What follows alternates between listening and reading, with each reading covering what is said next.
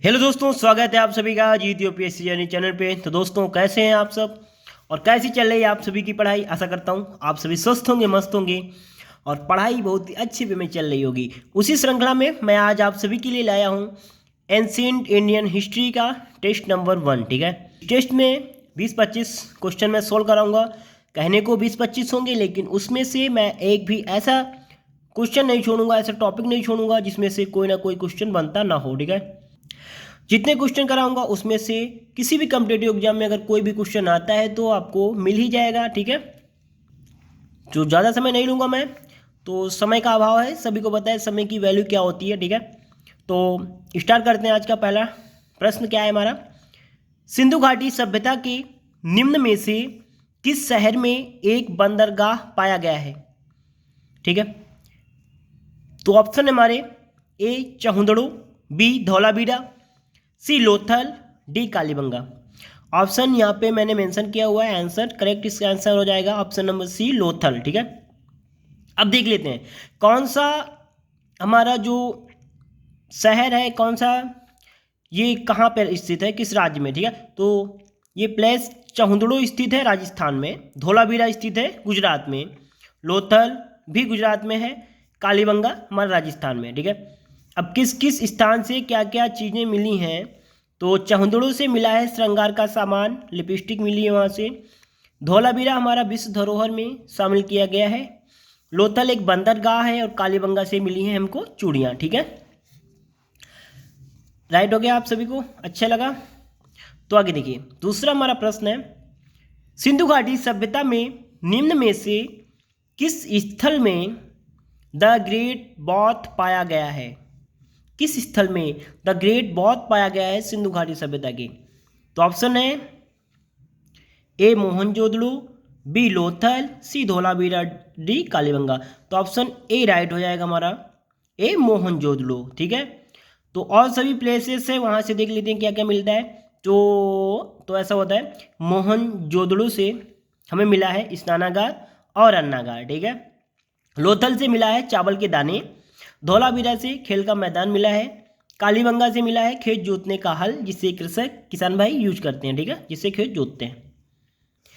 चलिए, हमारा नेक्स्ट प्रश्न हमारी स्क्रीन पर आया है, यह है दैमाबाद नामक प्रागैतिहासिक स्थल निम्न में से किस राज्य में स्थित है। ठीक है, दैमाबाद किस राज्य में स्थित है।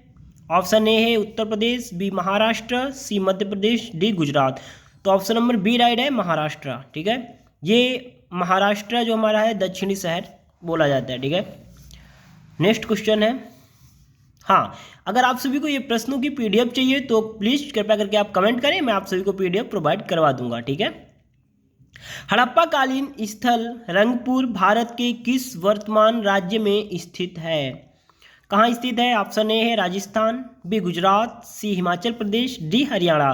तो ऑप्शन नंबर बी राइट होगा यहाँ पे, गुजरात। ठीक है, राजस्थान से कहाँ स्थित है, कालीबंगा, राजस्थान कालीबंगा स्थित है कहाँ पे, राजस्थान में। ठीक है, हिमाचल प्रदेश में क्या स्थित है, इसकी दो साइड्स हैं राखीगढ़ी और बनावली। ठीक है, और गुजरात में हमारा लोथल जो है बंदरगाह।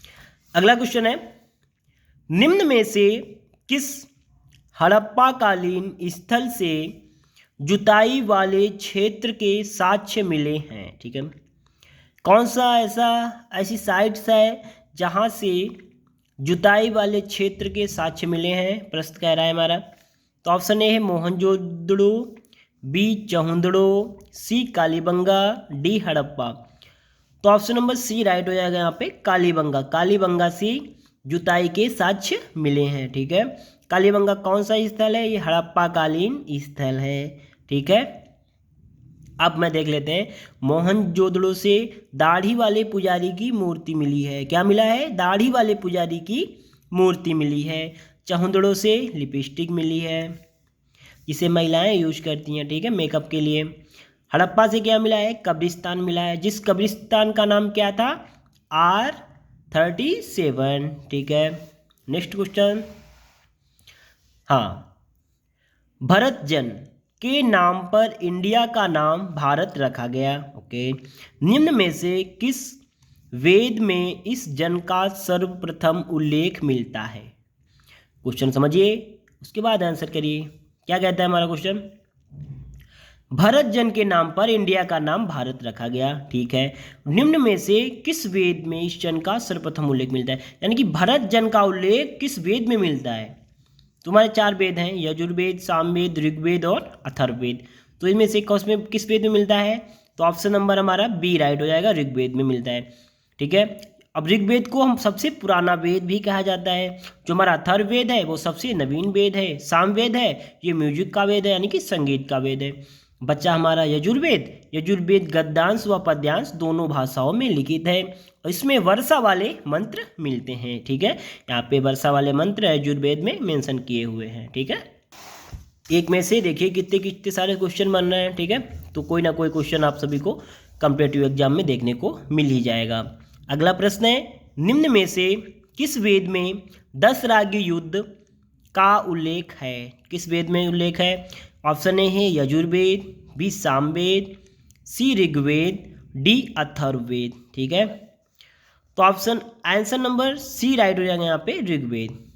ऋग्वेद में कितने मंडल हैं? 10 मंडल हैं। गायत्री मंत्र किस मंडल में आता है? तीसरे मंडल में आता है। वर्ण से संबंधित कौन सा मंडल है? 10वां मंडल है। ठीक है, काफ़ी अच्छा लग रहा होगा आप सभी को।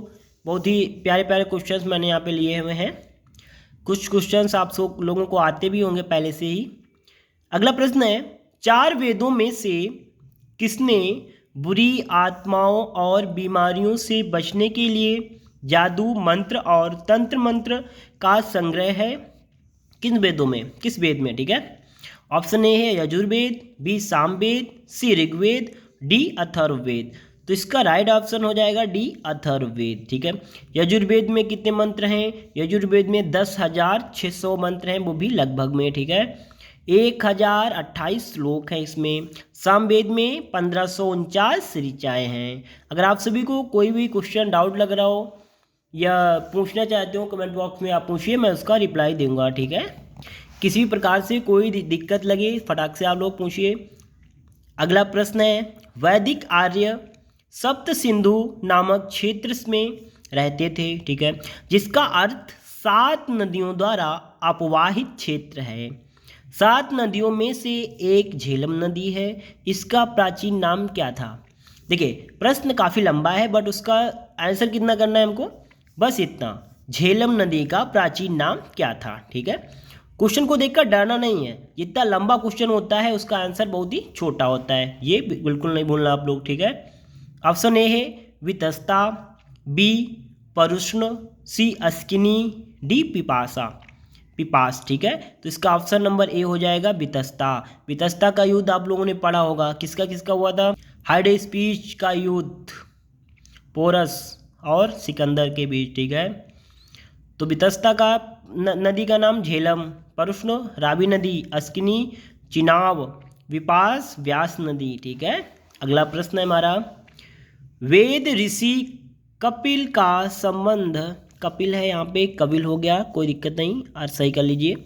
वेद ऋषि कपिल का संबंध भारतीय दर्शन के किस संप्रदाय से था? ऑप्शन ए न्याय, बी वैशेषिक, सी मीमांसा, डी सांख्य। तो ऑप्शन नंबर डी राइट हो जाएगा, सांख्य दर्शन से संबंध रखते हैं ऋषि कपिल। ठीक है, न्याय गौतम ऋषि और वैशेषिक कणाद ऋषि, मीमांसा जैमिनी। ठीक है, मैं यहाँ पे टोटल ये सिर्फ आंसर ना दे करके 4 ऑप्शन भी देता हूँ, क्योंकि इनके बारे में भी आप सभी को अच्छी खासी जानकारी दे सकूँ। ठीक है, बाकी मेरा कोई पर्पस नहीं था ये ऑप्शन देने का, मैं यहाँ पे प्रश्न लिख के डायरेक्ट आंसर भी कर सकता था। ठीक है, उससे वीडियो काफ़ी छोटी हो जाती, लेकिन आप सभी को इतना नॉलेज नहीं मिल पाता। अगला प्रश्न है हमारा, नेक्स्ट प्रश्न है, वैदिक कालीन चतुराश्रम व्यवस्था के अनुसार पारिवारिक अवधि के लिए निम्न में से किस पद का प्रावधान किया गया है? किस पद का प्रावधान किया गया है? ऑप्शन ए है संन्यास, बी ब्रह्मचर्य, सी वानप्रस्थ, डी गृहस्थ। तो ऑप्शन नंबर डी राइट हो जाएगा, गृहस्थ। ठीक है, पारिवारिक अवधि के लिए गृहस्थ को अपनाया गया है। आश्रम कितने हैं हमारे? 4, इन्हीं को 4 आश्रम कहते हैं। ठीक है, चतुराश्रम। अब एज देख लेते हैं, सबसे पहले आता है ब्रह्मचर्य, 0 से 25 वर्ष की अवस्था में आता है, ठीक है। इसके बाद आता है गृहस्थ, 25 से 50 वर्ष की अवधि होती है इसकी। फिर आता है वानप्रस्थ, ये होता है 50 से 75, और 75 से 100 होता है संन्यास, ठीक है। ये अंतिम होता है। नेक्स्ट प्रश्न देख लेते हैं, बहुत ही सिंपल प्रश्न है यहाँ पे। ऋग्वेद कितनी पुस्तकों यानी कि मंडलों में विभाजित है? आप लोगों ने पिछले पढ़ा था, ये हमारा एक बार हो चुका है। ऑप्शन है 5, 10, 15, 16। तो राइट आंसर है ऑप्शन नंबर बी, यानी कि 10 मंडल हैं ऋग्वेद में, ठीक है। नेक्स्ट प्रश्न देखते हैं। नेक्स्ट प्रश्न है हमारा, कुल वेदांग कितने हैं? वेदांग कितने हैं? ऑप्शन ए है 2, बी 6, सी 5, डी 10। तो हमारे वेदांग कितने हैं? वेदांग 6 हैं। कौन कौन से? शिक्षा, छंद, व्याकरण, कल्प, ज्योतिष और निरुक्त। ये हमारे 6 क्या हैं? वेदांग हैं। आप लोग ये लिख लीजिएगा अगर आप नोट कर रहे हैं, वरना PDF आपको दे दूंगा, आप कमेंट करिए, ठीक है। नेक्स्ट प्रश्न है, भारत में वैदिक सभ्यता किस नदी के किनारे विकसित हुई थी? वैदिक सभ्यता जो है हमारी, ऑप्शन ए है तापी, बी गोदावरी, सी नर्मदा, डी सरस्वती। तो हमारी वैदिक सभ्यता विकसित हुई थी वो हुई थी सरस्वती नदी के किनारे, ठीक है। इसे सप्त सैंधव भी कहा जाता है। सप्त सैंधव में हमारी सरस्वती आती है। कौन कौन सी नदियाँ आती हैं? और सिंधु आती है, झेलम, चिनाब, रावी, व्यास, सतलज और सरस्वती। ये नदियाँ हमारी सप्त सैंधव नदियों में आती हैं, ठीक है। गोदावरी जो नदी है हमारी, उसको दक्षिण की गंगा भी कहा जाता है, ठीक है। इतना आप सभी याद रखिएगा। अगला प्रश्न देख लेते हैं, निम्नलिखित में से कौन सा उपवेद ऋग्वेद से संबंधित है? उपवेद ऋग्वेद से संबंधित है, कौन सा? सभी देख लेंगे हम यहाँ पे। ए है शिल्पवेद, बी गंधर्व वेद, सी आयुर्वेद, डी धनुर्वेद। तो यहाँ पे ऋग्वेद से संबंधित है आयुर्वेद, ऑप्शन नंबर सी, ठीक है। अब सब देख लेते हैं। शिल्पवेद किसका उपवेद है? अथर्ववेद का उपवेद शिल्पवेद, सामवेद का उपवेद गंधर्व वेद, ऋग्वेद का उपवेद आयुर्वेद, यजुर्वेद का उपवेद कौन सा है? धनुर्वेद, ठीक है। इसके रचयिता कौन है? रचनाकार कौन है? ये भी देख लेते हैं। शिल्पवेद के विश्वकर्मा, गंधर्व वेद भरत मुनि, ऋग्वेद धन्वंतरी, यजुर्वेद विश्वामित्र, ठीक है। आगे देख लेते हैं अगला प्रश्न। वेदत्रयी कहलाते हैं, वेदत्रयी किसे कहा जाता है? ऋग्वेद, अथर्ववेद, सामवेद को, अथर्ववेद, सामवेद, यजुर्वेद को, सामवेद, अथर्ववेद, ऋग्वेद को, ऋग्वेद, सामवेद, यजुर्वेद को। किसको? ऑप्शन नंबर डी सही हो जाएगा। ऋग्वेद, सामवेद, यजुर्वेद को, इनको क्या कहा जाता है? वेदत्रयी। वेदत्रयी में सिर्फ और सिर्फ सामवेद को छोड़ करके अन्य तीनों वेद काउंट कर लिए जाते हैं, जोड़ लिए जाते हैं, ठीक है। आगे देखते हैं। हमारा अगला प्रश्न है, भारत के राज चिन्ह में प्रयुक्त होने वाले शब्द सत्यमेव जयते किस उपनिषद से लिया गया है? मुंडको उपनिषद, बी है कठ उपनिषद, सी ईश उपनिषद, डी बृहदारण्यक उपनिषद, बृहदारण्यक उपनिषद। तो ऑप्शन नंबर ए राइट हो जाएगा हमारा, मुंडको उपनिषद, ठीक है, मुंडक उपनिषद। अगला प्रश्न देख लेते हैं, बहुत ही सिंपल सा प्रश्न है। ऋग्वैदिक आर्यों का मुख्य व्यवसाय क्या था? ऑप्शन ए कृषि, बी पशुपालन, सी शिक्षा, डी व्यवसाय। तो सभी को पता है कि ऋग्वैदिक आर्यों का व्यवसाय पशुपालन था, ठीक है, पशुपालन करते थे वो। देखिए मैं बहुत ही फटाफट फास्ट तरीके से चल रहा हूँ, क्योंकि ऐसे ही चलना चाहिए, समय का बचत होता है, ठीक है। आप लोग फटाफट तैयार रहते हैं। चलो देखिए स्टार्ट करते हैं। नेक्स्ट प्रश्न हमारा, भारतीय संगीत का आदि ग्रंथ किसे कहा जाता है? भारतीय संगीत का आदि ग्रंथ, पहला ऑप्शन ऋग्वेद, बी उपनिषद, सी यजुर्वेद, डी सामवेद। तो ऑप्शन नंबर डी सही हो जाएगा, सामवेद, क्योंकि सामवेद में म्यूजिक सिस्टम दिया गया है, संगीत दिया गया है, ठीक है। तो संगीत से जो भी वेद हमारा रिलेटेड है वो सामवेद हो जाता है, ठीक है, सिंपल सी बात है। अगला प्रश्न है, प्रथम विधि निर्माता कौन है? प्रथम विधि निर्माता कौन है? ठीक है, option A Manu, B Chanakya, C Seleucus, D Chandragupta. तो इनमें से राइट आंसर हमारा ए हो जाएगा मनु। मनु के द्वारा कौन सा ग्रंथ लिखा गया है? मनुस्मृति। क्या? मनुस्मृति। चलिए अगला प्रश्न देखते हैं अब हम।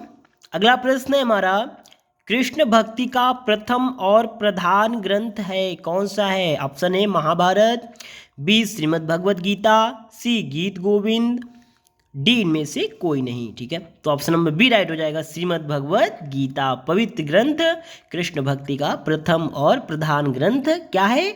श्रीमद् भगवद गीता। गीत गोविंद किसके द्वारा लिखित है? जयदेव के द्वारा। बहुत से लोग इसे मीराबाई भी लगा देते हैं, लेकिन जयदेव की जी के द्वारा। ठीक है, अगला प्रश्न देख लेते हैं। ऋग्वेद में संपत्ति का प्रमुख रूप क्या है? संपत्ति का प्रमुख रूप क्या है ऋग्वेद में?